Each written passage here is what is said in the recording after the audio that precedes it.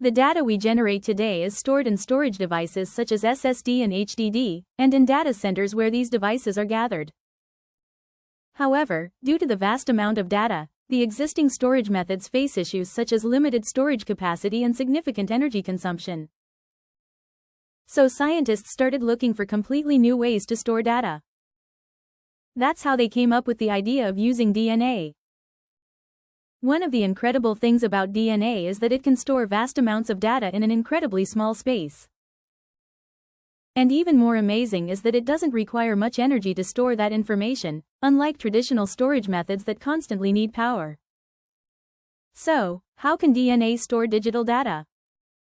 DNA is the molecule that stores genetic information in all living things. It's made up of 4 building blocks, called bases: adenine, thymine, cytosine, and guanine. Traditionally, digital data is stored using binary numbers, which consist of 0 and 1. However, scientists have developed a way to convert digital data made up of zeros and ones into sequences of these 4 DNA bases. This process is called data encoding and is the first step in DNA digital data storage. As a simple example, 2 bits of data can be grouped together. 00 becomes adenine, 01 becomes cytosine, 10 becomes guanine, and 11 becomes thymine. Data such as text and images can be converted into nucleotide sequences. The second step is DNA synthesis. Based on the encoded nucleotide sequence information, DNA is synthesized.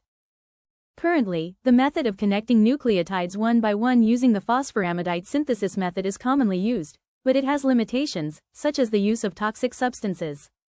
The third step is storage. The synthesized DNA is stored in small tubes or capsules, usually at room temperature or in cold storage. DNA can preserve information stably for thousands of years under well-maintained conditions, with minimal energy consumption. The fourth step is DNA sequencing. DNA sequencing technology is used to read the nucleotide sequences stored in the DNA. The final step is data decoding. The DNA sequences read through sequencing are restored back into digital data. By reversing the encoding process, the quaternary data is converted back into zeros and ones to recover the original data. DNA digital data storage technology achieved revolutionary advancement through Professor George Church. In 2012, Professor George Church stored an entire book, 5.27 megabytes in size, in DNA. It was the first study to prove that DNA can store large digital data. Microsoft and the University of Washington have been collaborating on the development of DNA digital data storage technology since 2015, and in 2016, they successfully stored 200 megabytes of data in DNA. In 2019, they developed the world's first fully automated DNA data storage and retrieval system, which stored and retrieved the word hello using an automated device that handled encoding, DNA synthesis, sequencing, and decoding.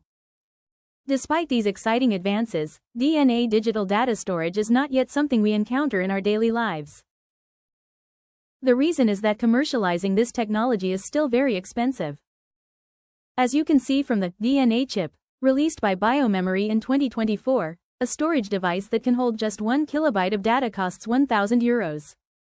This clearly shows that DNA data storage is still extremely expensive and not yet practical for widespread commercial use. Also, with current technology, reading data takes a lot of time, and there is still the problem of errors occurring during these processes.